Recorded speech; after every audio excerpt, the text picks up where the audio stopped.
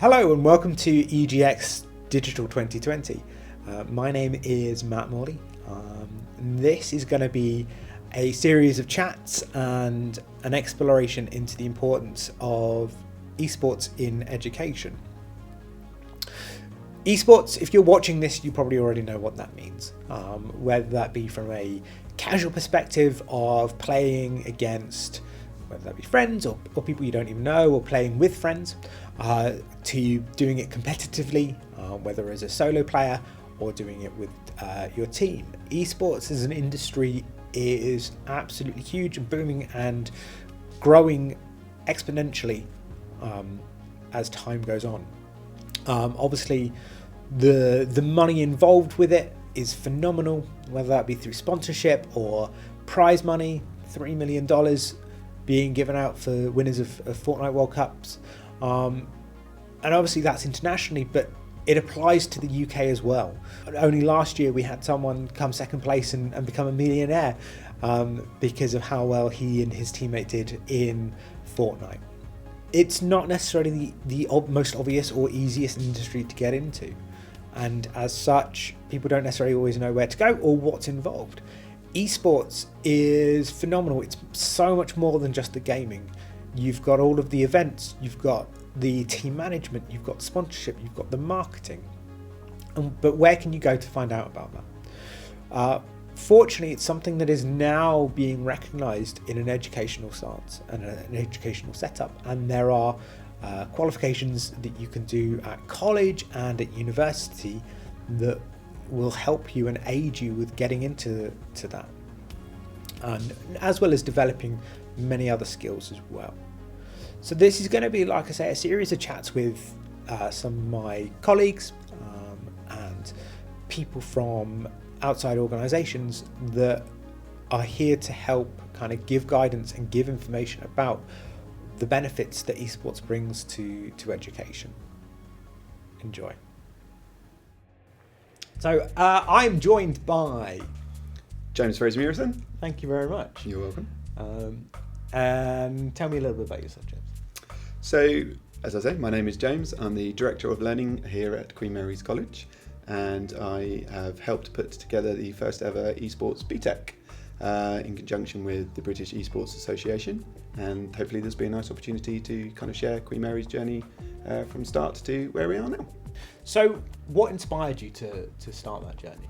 Well, to be honest, obviously you and I spend a lot of time in classroom with students, and we've watched student trends over the last couple of months and years kind of move to just watching, I don't know, various music videos and what have you on YouTube, to as and when they can sneakily going onto YouTube now or Twitch to watch sort of gamers game. We all know as well that gaming is a very popular area amongst all teenagers and people younger and older than that as well. So by having an initial chat with some of my classes, we kind of formed an initial discussion as to whether QMC would be interested in running an esports enrichment. We did that. We went down to the University of Chichester to see how they were doing it, because they were a university along with University of Staffordshire who were running an esports degree. So we spoke to them about advice and sort of the practical element about it. And then we ran, as I say, an esports enrichment from last September now, and it proved to be far above and beyond the most popular enrichment that we do here at college, to the point we had 55 students sign up. Yeah. So instantly we realised we were heading in the right direction, and that brought us a little bit of traction from the British Esports Association and also Pearson, who are the BTEC providers, about whether I'd be interested in maybe helping form the first ever esports BTEC. So, like you say, it stemmed from you observing students, like watching obviously online gaming, beyond sort of introducing it to perhaps appeal to and appease the students and be sort of like an area they're interested in. Why do you think it's important to kind of start merging esports and education together? I think where possible, if you've got the option to merge something that's contemporary and interesting, and obviously with an educational element to it, I think all educational providers should be aiming to do that anyway. On top of that, particularly in light of the current pandemic, obviously, there's been an exponential growth of e-sporters. I think the industry is getting close to, if not even beyond this now, 1.2 billion. So again, within an educational perspective, this is something that people need to be aware of. And we're obviously very keen here at QMC to prepare students for opportunities and jobs that maybe don't even exist now, but will do in a few years' time, and also prepare them to be sort of digital proof for, again, a few years' time from now. And I think the eSports BTEC encourages some of the finer elements and the better elements, if you will, from business, sport, media, and obviously, eSports in itself, which is rather niche, we know that, to be able to put together this qualification that, as I say, is truly unique, never done before, but will give students an opportunity to get into the eSports industry, whether that's within the degree or straight into the business side of things. That is a truly fascinating and really contemporary and exciting time for them as well. So that's the purpose. Obviously, this is looking at esports as an industry. So what sort of areas, why, what will the students come away with? I think what's really, really ingenious about this qualification, the British Esports Association and, as I say, Pearson got together with one or two other teachers and people within the esports industry, where we spoke to students and we spoke to other people who were running similar courses and similar units, as I say, in business or media, to put together this contemporary subject. Okay. And the idea is we are preparing them to go into an esports industry or business or media as examples, and we are preparing them to not game, but prepare them to be aware of their own branding, putting on and staging their own esports events if they so wish, mental and physical well-being now, which is a huge thing anyway, obviously, but something that we've got to put on within the course itself, so we can fight the stigma of it just being about students gaming in the dark. It's important that we cover, as I say, screen time and posture and dealing with the physical and the mental well-being, as I say, within that sphere. You look at units to do with the introduction of it as well, and how they can get noticed in a very popular and increasingly so arena in industry on top of that. So we cover an awful lot of the business fundamentals. Yes, there will be elements within the course where they will be gaming. Yeah, we understand that. Of course there are. There's film studies, there are things where you watch films, and the sport isn't just playing sport, but actually the thing that really makes the qualification stand out is the underpinning industry and the theory underneath that. And we know that there will be people who will raise eyebrows over this course. Of course they will, as they do with various other subjects, pretty much since time began. But what I think we managed to put together and we will be able to demonstrate is that what we are preparing students for is for a wider world out there that they're probably more aware of than arguably parents or other people of that ilk. But because they don't know or they're not aware of it, doesn't mean we shouldn't be raising the awareness of it. Obviously, esports as a title sounds quite niche. I think, and like you say, there is a stigma around it. There is the idea to people that perhaps don't think of the industry as a broader topic, that it is just going to be sort of all about learning how to play a video game, and then for your sort of 5 hours, 15 hours a week, go home, continue playing games, and sitting in the dark. And obviously, I think it's fantastic that it looks at not only how they can improve and sort of work within the industry beyond the gaming spectrum, but like you say, it also sort of looks at helping kind of the mental and the physical health of the students. Can you give me a little bit more information about that? How are we sort of looking to implement that? There's an awful lot of science out there and studies that have revealed that within the esport fraternity and industry and those that game, there's obvious increase of communication and team building skills, logical kind of thinking and problem solving on top of that, and actually a community that comes from that, which those possibly who don't know an awful lot about it or finding out about it might think it's ironic that you're plugged into a machine and you're improving your communications skills. But if you think about what's involved in that, actually you're multitasking and you've got various kind of dialogue taking place with various people up and down the country or globally to kind of reach your common goal. And so in that respect, that's where obviously the sports bit it comes from.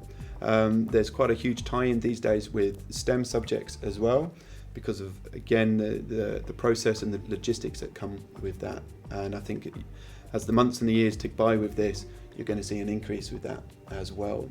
Qualification itself is sort of UCAS ready and has been recognised in the latest government report for digital and culture, so they're well aware of it as well. And at the moment within this country, esports is kind of keeping the UK kind of floating at this precise moment, along with the traditional media and film disciplines.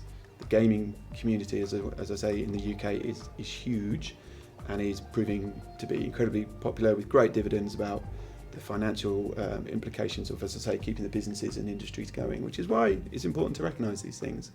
Esports isn't going to go away anytime soon. No. And to be able to kind of ride that wave within education, I think, is a really important thing to do, and it's come at a really vital time, I think, as well. How do you see that developing? How do you see that growing? And how is it helping the economy as such? What sort of job roles are the students likely to be able to approach?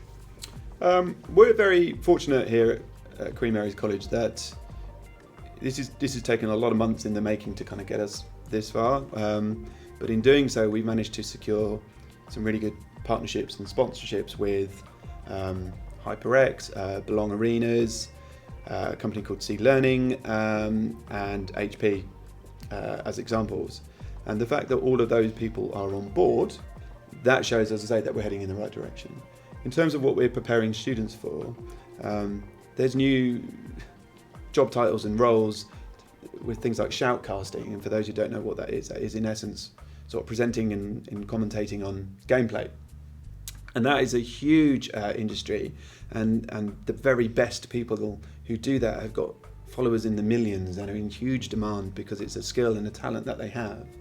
But on top of that, you've got the usual sort of video editing and social profiling, and those that want to sort of do stage management and planning events, and being able to run your own business on top of that. And what I have to say to parents as well is that if you look at the BTEC specification for esports, sometimes it's easier to get your head around almost replacing the word esports entirely and putting the word business there instead. Okay. And then all of a sudden things will sort of be a little bit clearer for you in terms of, again, how you go about planning and creating. And COVID's going to change a lot of things, as we well know, and moving to a more secure digital arena on top of that is asking more of these students to come to the fore who have got these skills and needs to know the sort of underpinning knowledge and theory behind that to make a career of it if they so wish. If they don't, that's fine. They've still got the opportunity to go into a more traditional business role or media role or what have you, and that's absolutely fine. And a lot of those things are linked as well. And the majority of our students, both here and up and down the country, will go into those more traditional roles for now. And it's just great that this subject will give them kind of a bigger skill set and portfolio for them to go on and do those things if they wish. Yeah, I think it's a sort of perhaps a good, almost reversal of obviously the people that work in the esports industry now are going to have come from probably traditional jobs, traditional sort of education and qualifications, and they've applied that into an esports aspect, whereas we're taking the sort of the esports industry and from that showing and developing the skills that they can use in that esports industry, but elsewhere as well. 100% you're dealing with 80-90% transferable skills. We are not saying that if you do this esports qualification with us, you can only do an esports job. That's absolutely not what we're saying. What we're saying is that we've upskilled you and sort of hopefully digital proofed you to a certain degree to go and look more in detail on this brand new sort of industry that we're becoming more aware of with each passing week. If you want, you certainly don't have to. But I think what we are legitimately doing, as I've said before, is we are preparing them now for a brand new world with jobs that may not even exist now further down the line. And I think regardless of what your role is within education, that has to be a part of it, as I say. And I think that's what we're doing, and I think that will prove to be a very popular decision, as I say, hopefully in a few weeks and a few months' time. Hopefully, indeed. Yeah, that's it. So again, looping back to something you mentioned earlier, you mentioned that the qualification was UCAS ready. Yep. Obviously, there's a chance that people that are watching this don't necessarily know quite what that means or what benefit that brings. Can you go into a little bit more detail there? Yeah, so those students who are interested in going to university, then you have to effectively hit a certain amount of what's called UCAS points and tariffs. And so what the BTEC in esports has done and secured very quickly was to make sure that this BTEC is in line with all the other vocational subjects and A levels. So if you're doing a single BTEC, it'll be the equivalent of one A level. If you're doing, say, the full qualification, the extended diploma, that will be the equivalent of 3 A levels, and the points that you would get traditionally are the same points. So it's recognised within university and in employers and apprenticeships and what have you. And of course, it wouldn't have been done a year ago because we didn't have that recognition. We were building this subject.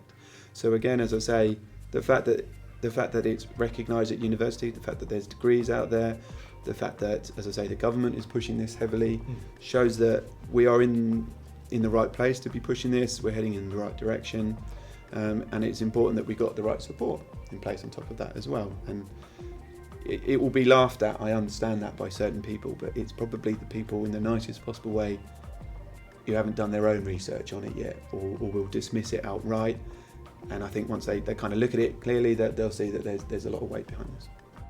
What difficulties have you found in sort of bringing this to fruition? What hurdles have you had to sort of hop over? What walls have sort of just been plopped in your way? I think I'm very fortunate that the principal here at QMC has effectively greenlit this from day one, and I think that's because she's very savvy and understands that. What really helped was the gentleman Wolfies who won the Fortnite tournament a year or so ago, because that made BBC News headlines and whatever. As I say, our principal and various other kind of CMT members know that this is a thing and it's growing, because, as I say, it's getting more national and global recognition. And once it was having input from Pearson, then obviously why wouldn't you take more notice of it?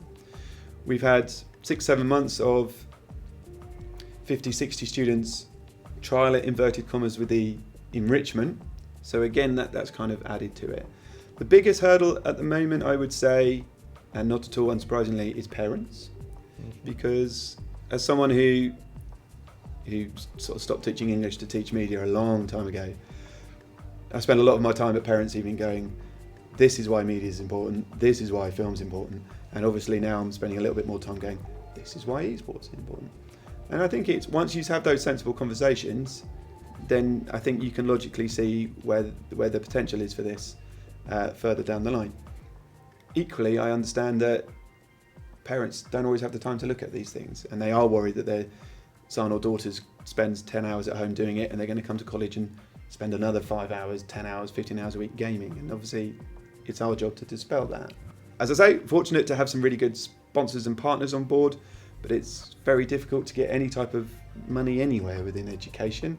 And we're fortunate to have wonderful sort of PCs set up and good to go from HP, and therefore it's making sure you've got the right infrastructures on board so you can kind of deliver what you promise. So you need those exciting conversations with the head of IT.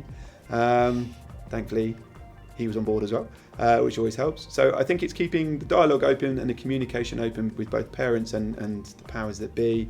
And we launched this course at the start of this year, and I did an online seminar for parents and what have you. I think we had 45 people, sort of potential parents and students, turn up to watch that. So again, it was sort of allaying fears and reassuring them. And it's not everyone's cup of tea, but neither's English literature or physics or French. And if that's not your thing, you don't have to do it. That's very true. So you mentioned obviously the ability that you've been able to work with local companies. Mm-hmm. How has that benefited the course qualification? How will that benefit the students going forward? So again, having kind of various industry members on board already is because they've seen the importance. So they want to offer really unique, bespoke work experience opportunities. So naturally, they want to take our very best students because they might end up working for those companies in 2 years' time. So why wouldn't you want to be a part of this? And again, businesses involved are savvy enough to see the profit margins of anything involving esports as well. So they can do that with the college they can trust with us, with the students that they'll help mentor and what have you. Then for them, it's a no-brainer. We're really lucky as well that we've put together a scholarship program for non-male and BAME students to encourage them as well to kind of get a part of this esports industry, because we're aware that, again, from people looking inside, it's a predominantly male industry, or could be seen as a predominantly male qualification, and we want to dispel that. We want to encourage anyone and everyone to get involved within this industry, and having the backing of Belong and HP and whatever, that's only going to help us, and it's only going to kind of grow the interest and the passion from people who aren't aware of it, but again can see its importance. So, I make no bones about the fact we want to be the leading provider of esports in the South, and I think we're set up to do that. And I think we haven't got a local estate agents, and we haven't got a local kebab shop behind us. We've got Belong, we've got HP, we've got some serious heavy hitters, and that's because they can see the importance of it. People can go and work in graphic design and promotion and social media expertise with an esports qualification. It doesn't mean you just game. It's far, far from that at all. This just kind of helps push that along if they so wish. So, as I say, I think we've got some really good opportunities coming our way within education. I think we've got the right people involved, and I think this will only grow and grow to be both popular and relevant. And if that's not the point of education, then what is? Very true. I think it's important, like I say, we just need to make sure we're raising the awareness to people that perhaps aren't necessarily on board or just aren't aware of the benefits of sort of a course in esports and the skills that the students can learn. So, James, if people want to get in contact with you, if they want to sort of find out any further information about studying at QMC, about the qualification at hand, where can they go? Who should they see? I think if you type in my ridiculously long surname, James Fraser Murison, you'll find probably various videos now. We'll bring that up on the screen. Yeah, it's probably that's floating around about this area. But you can find me on the Queen Mary's College website for various kind of course details, and you can find me on Twitter at Fraser Esports for any kind of help or queries that you may have. Awesome, thank you very much. And that QMC website was qmc.ac.uk. That's the one. There we go. And they'll be happy to help you out with any questions or queries you may possibly have. I think we've covered everything we need to. I think so. I really enjoyed that. Excellent. It was good. Thank you very much, James. Cheers, Matt. Right. Thanks for watching. Thank you. Hello, I'm Oscar, and I'm an Esports Partnerships Manager at Belong Gaming Arenas. It's been great to be down here at Queen Mary's College today, just to see the setup that they have here. It's great to see that universities and colleges are now pursuing much more into esports education.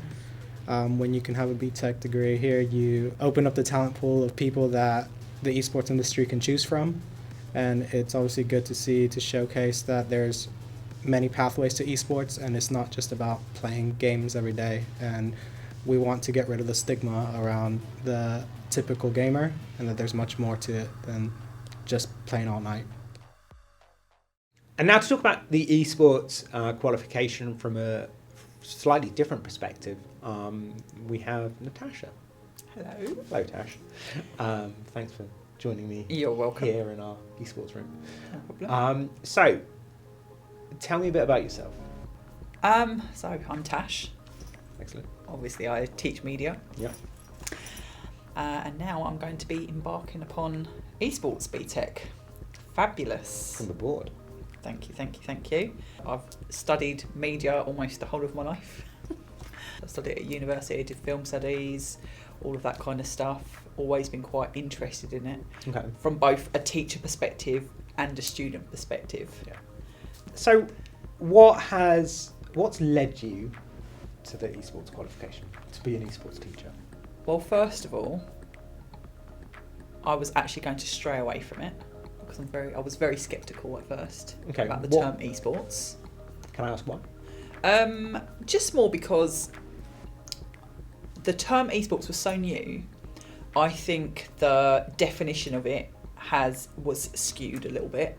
So I think when it was kind of presented to me, just by a range of different people, in terms of like, the actual what the definition of esports is, it was just, it's just gaming. Okay. And because I've never been a gamer, so I've never done it for hobbies or anything like that. I have gamed, but I've never been a gamer, if that makes sense. I kind of just felt like, a whole kind of like, qualification, a whole course just for that.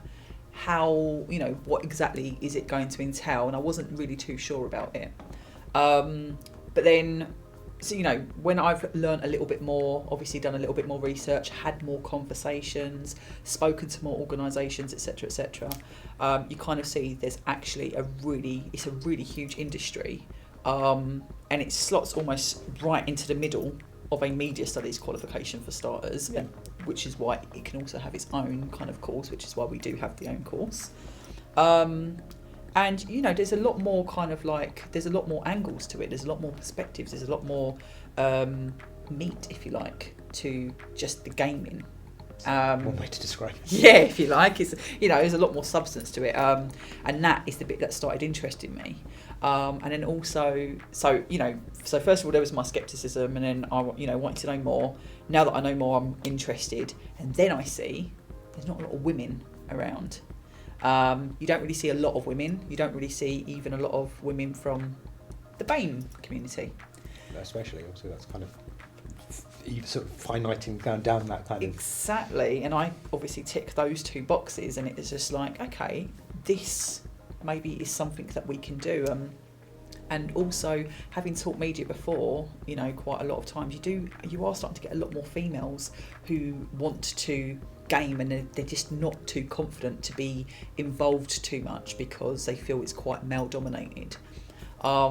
So it's kind of like, if I'm interested in doing it, and I'm interested in teaching it, and I'm interested in kind of being part of it, maybe that might encourage a few more, girls to come on board, to kind of like, find their place in that industry as well. But it's ever growing as well. This is what I like. It's quite, media is quite ever evolving anyway. But this industry in itself seems to be so fast paced. Yeah.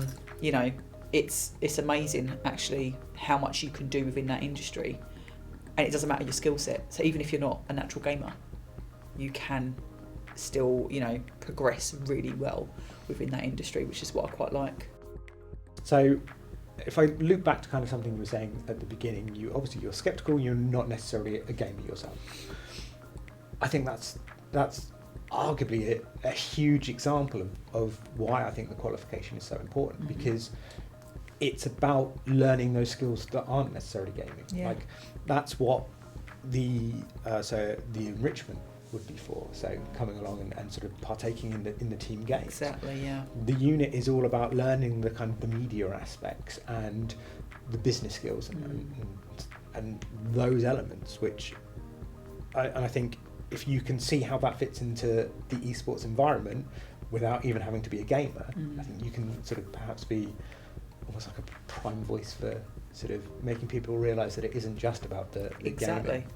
Exactly. I mean, because I think having spoken to a few girls about it, they have initially it'll be like, oh, I don't want to just do gaming, like I'm not just 100% really just a gamer, I might like the odd game or two or whatever. And then when you kind of explain it to them, they then get a little bit excited, because then they start thinking about things like, oh, campaigns, oh, marketing for gaming, oh, actually I'm really good at design, or I'm really good at creating characters or storylines, or I'm really good at editing, so they might want to edit some type of some gameplay or something like that. And then all of a sudden the conversation changes and their mindset changes, and like you said, even though they don't have those kind of like those gaming skills, they do have other skills and other interests that will enable them to do quite well actually on a course like that. Yeah, no, definitely. I think that's the thing. And if you look at the statistics, the split between male and female is pretty much 50-50, like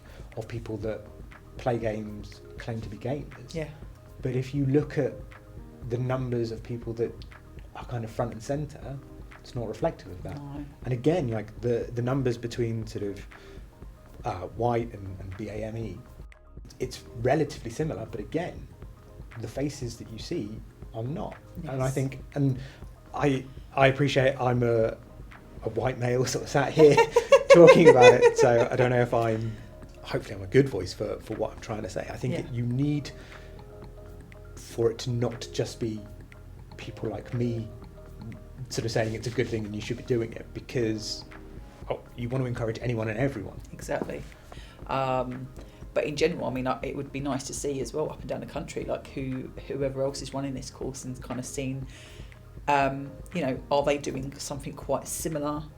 Are there people who maybe look like me, or who are, whatever, like basically who are also teaching this? Because I think that part is really, really important, especially in the time that we're in as well.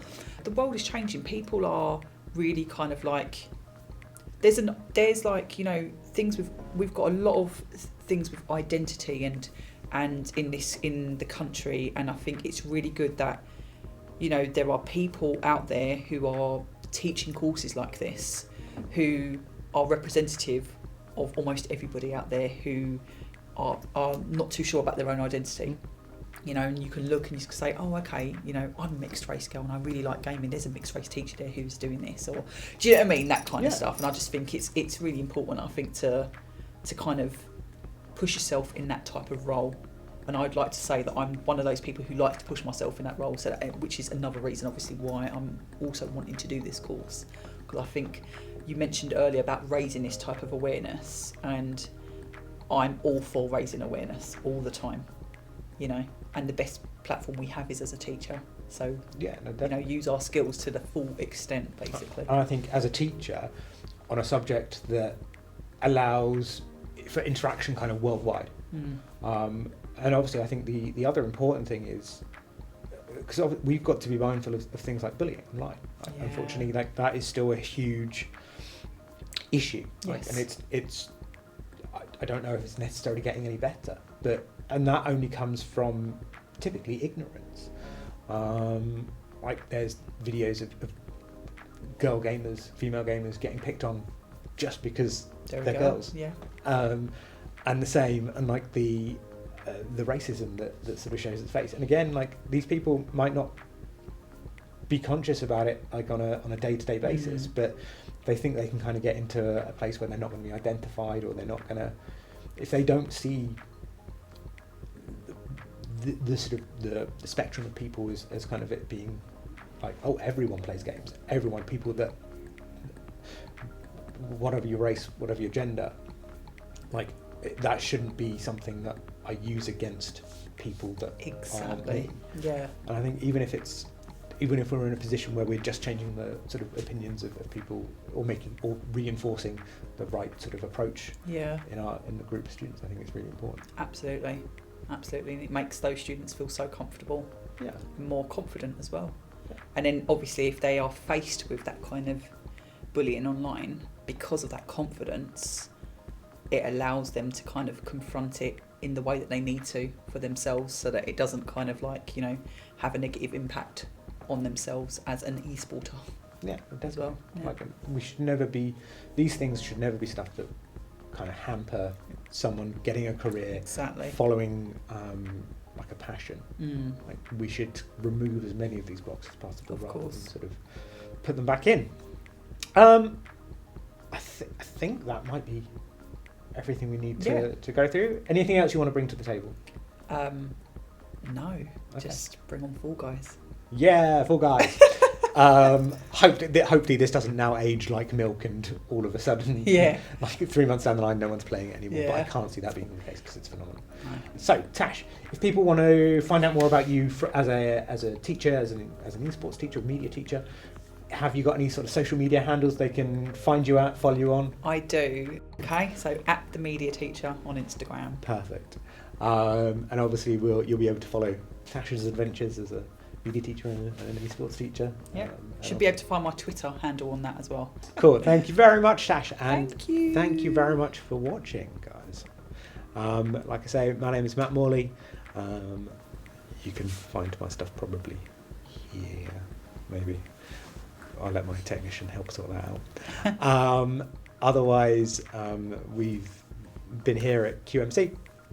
Been fantastic having you watching. Enjoy the rest of the show.